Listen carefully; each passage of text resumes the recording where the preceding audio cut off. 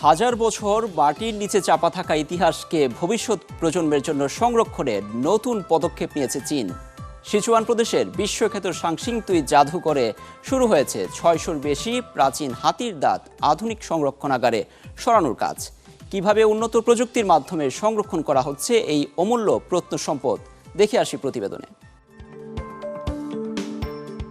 চীনের সিচুয়ান প্রদেশের কুয়াংহান শহরের সানসিংতুই ধ্বংসাবশেষ, যা বিশ্বের অন্যতম গুরুত্বপূর্ণ প্রত্নতাত্ত্বিক আবিষ্কারের একটি।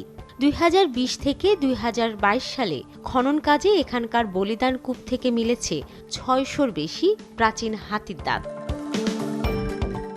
গবেষকদের ধারণা, প্রাচীন সুরাজ্যের ধর্মীয় আচার অনুষ্ঠানে মূল্যবান বলিদানের সামগ্রী হিসেবে এগুলো ব্যবহার করা হতো। বছরের পর বছর মাটির নিচে থাকার কারণে হাতির দাঁত সংরক্ষণ করাও বড় চ্যালেঞ্জ। এজন্য ২০২১ সালে চালু করা হয় বিশেষ শীতলীকৃত সংরক্ষণাগার। সেখানে তাপমাত্রা ৫ ডিগ্রি সেলসিয়াস এবং আপেক্ষিক আর্দ্রতা ৯০% বজায় রাখা হয়। নিয়মিতভাবে হাতির দাঁতের আর্দ্রতা, পরিচ্ছন্নতা এবং অণুজীবের উপস্থিতি পর্যবেক্ষণ করেন বিশেষজ্ঞরা। আমরা নিয়মিত হাতির দাঁতের ওপর রাখা ভেজা টিস্যু পরিবর্তন করি।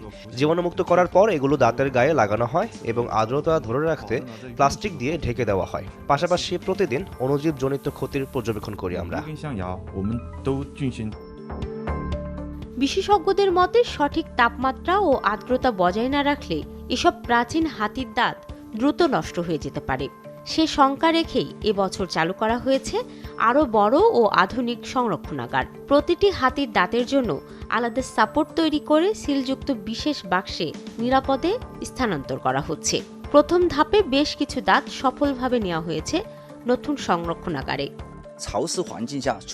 ধুলাবালি জমলে হাতির দাঁতের ওপর সহজেই ছত্রাক জন্মাতে পারে, তাই নতুন সংরক্ষণাগারে এগুলোর পরিচ্ছন্নতা ও দীর্ঘমেয়াদী সংরক্ষণ আরও কার্যকরভাবে নিশ্চিত করা হবে। জাদুঘর কর্তৃপক্ষ আশা করছে বছরের শেষ নাগাদ ৩, ৪, ৭ ও ৮ নম্বর বলিদান কূপ থেকে উদ্ধার করা ৬০০-র বেশি হাতির দাঁত নতুন সংরক্ষণাগারে সরিয়ে নেওয়া সম্ভব হবে। এর মাধ্যমে সুসভ্যতার অমূল্য প্রত্নসম্পদ টিকে যেমন থাকবে, তেমনি মানুষ জানবে এর সঠিক ইতিহাস।